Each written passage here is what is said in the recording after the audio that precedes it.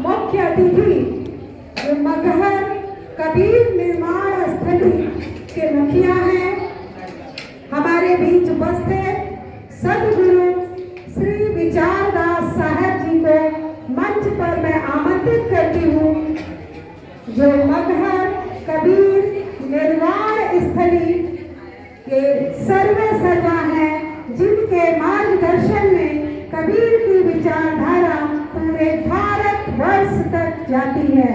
ऐसे मुख्य अतिथि महोदय को मंच पर आमंत्रित करती हूँ, श्री विचारदास साहब जी।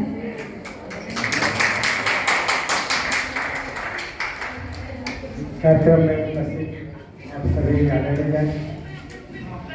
समाचार तथा सभी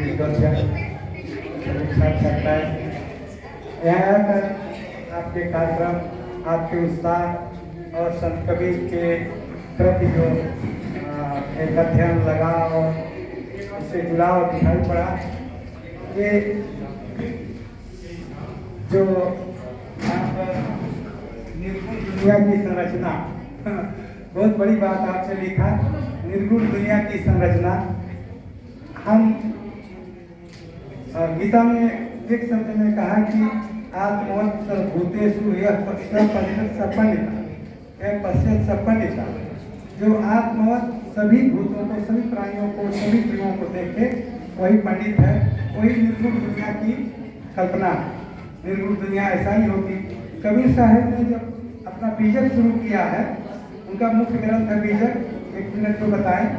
बहुत सी ग्रंथावली, शब्दावली, साखी ग्रंथ, आदि ग्रंथ बहुत से संग्रहित हैं, लेकिन बीजक शुरू करते समय उन्होंने पहला ही शब्द लिखा है, अंतर ज्योत शब्द एक नारी, हरि ब्रह्मा ताके त्रिपुरारी, ते तिरिये भगलिंग अनंता, तेउ जाने आदि बनता। हम लोगों को कहा ते तिरिये भगलिंग अनंता, तेउ जाने आदि बनता। हम सब इस संसार में आए हैं, लेकिन अपने आदि अंत को, अपने कर्तव्य को, अपने स्वरूप को, अपने अंतिम लक्ष्य को नहीं जानते, पहचानते।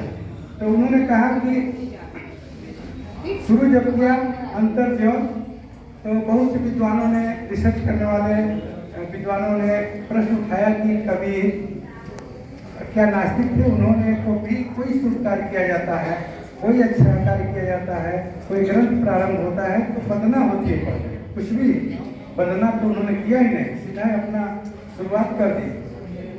तो फिर बहुत से विद्वानों ने इस पर व्याख्या किया, विचार किया, तो कहा कि वंदना 3 प्रकार की होती है।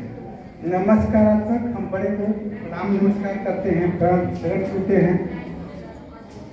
वस्तु निर्देशात्मक और आशीर्वादात्मक, हमसे जो छोटे हैं, हमारी जो इच्छा लेके आए, हमको कलर चाहिए, हमको फीस चाहिए, हमको एडमिशन कराना, उनकी इच्छा को पूरा कर दिया, आशीर्वादात्मक, उनके प्रति आशीर्वाद होगा, ये उनकी वंदना हो गई।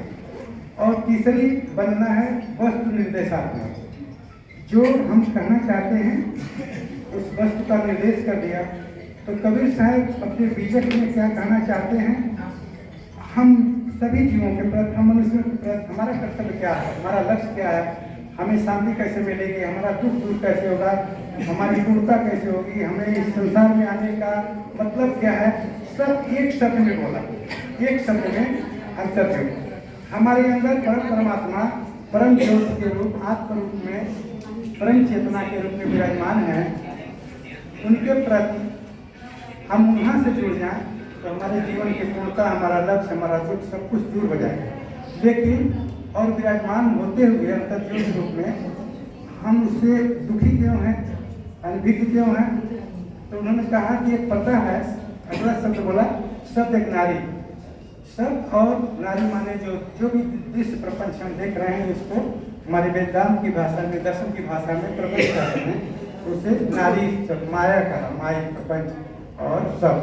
जैसे बच्चा पैदा होता है, माता ने कहा ये चाचा है, ये नाना है, ये बुआ है, फूफा है, ये चमार है, हरिजन है, पटीदार, हमसे बन जाना, ऐसा खाना है, ऐसा बोलना, ये वेद है, इसको नहीं छूना, ये पुराण है, इसको छूना, आदि आदि शब्दों से भर गया। उन शब्दों के साथ में ही वो खोया हुआ चल रहा है। जो प्रपंच, जो संसार में जो कुछ दिखाई पड़े, खाने पीने, आनंद चीजें, उसमें वो खोया पड़ा चल रहा है। लेकिन अपने अंतर ज्योति के प्रति सतर्क नहीं। तुलसी की